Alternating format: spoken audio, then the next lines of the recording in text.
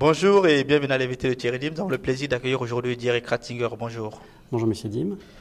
Vous êtes le directeur national du YFU. C'est quoi le YFU? YFU est une organisation d'échange pour jeunes qui permet chaque année à environ 3000 jeunes de passer une année à l'étranger, de vivre dans une famille d'accueil et puis de suivre les cours de l'école de l'endroit. Nous avons des programmes qui sont ouverts pour des jeunes entre 15 et 18 ans et également un autre type de programme de 19 à 23. Alors on sait que les échanges, ce type d'échange, c'est pas nouveau, hein. Vous avez les concurrents tels que le UF qui sont déjà bien actifs dans le secteur. Pourquoi aller vers vous au lieu d'aller chez UF? Alors, YFU existe de plus de 60 ans, donc on a un historique plus important que l'entreprise et l'organisation que vous venez de mentionner. L'autre élément est que l'organisation telle que YFU est une organisation à un but non lucratif qui est également axée sur la qualité du suivi. Et l'important pour nous, c'est vraiment de permettre à des jeunes de vivre une expérience qui est unique et qui va façonner à la fois leur présent, mais également leur futur d'une façon absolument incroyable. Parce que pour vous, l'immersion est la meilleure façon d'apprendre une langue? C'est une des manières, c'est une manière qui est extrêmement effective, dans le sens où on remarque des jeunes qui sont partis, par exemple, pendant un an en Chine, reviennent avec un niveau de chinois absolument excellent. Ça leur permet également d'apprendre des langues qui sont intéressantes pour une carrière, dans le sens où ça peut être la langue d'un marché émergent. Et si on regarde actuellement, on travaille également aussi beaucoup avec des pays tels que l'Allemagne, certains pays scandinaves et les États-Unis, ainsi que l'Amérique latine. Donc dans tous les cas, on a une offre qui est extrêmement vaste que l'on peut proposer. Alors si on revient par exemple au niveau de la Suisse, c'est quoi la grande tendance aujourd'hui des étudiants suisses? C'est aller vers quel pays? Alors on remarque une augmentation importante pour des destinations telles que l'Afrique du Sud, telles que l'Amérique latine, telles que l'Europe de l'Est, l'Asie également. Donc c'est une tendance qui est un peu nouvelle. Les échanges intra-européens sont forts.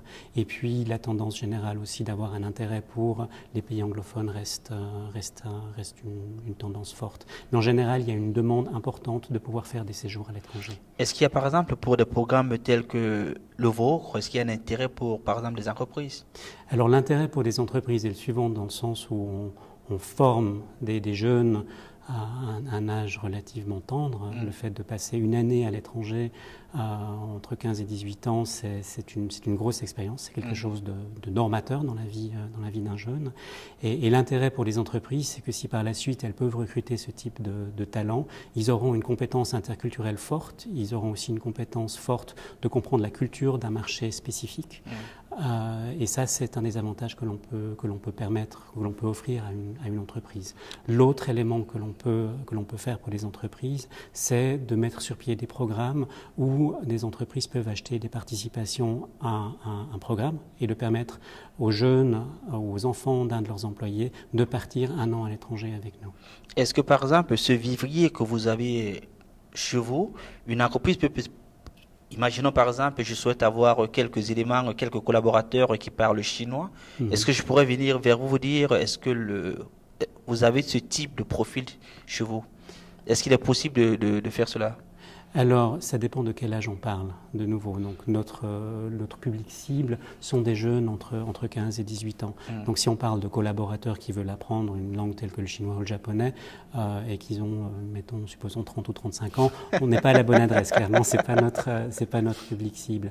L'avantage, je dirais, d'apprendre ce type de langue à un âge jeune, c'est que ça reste beaucoup plus. J'ai moi-même fait une année d'échange à l'étranger, et je peux vous dire que la compétence linguistique que j'ai acquis là-bas est vraiment d'un excellent niveau. Mais c'est pas seulement ça, c'est aussi le fait d'avoir finalement une ouverture sur le monde, d'avoir pu développer ma confiance en moi-même. Et puis, c'est quelque chose qui, dans ma carrière, m'a vraiment aidé. Le fait de pouvoir fonctionner dans des types de cultures très très différentes est un avantage qui est important.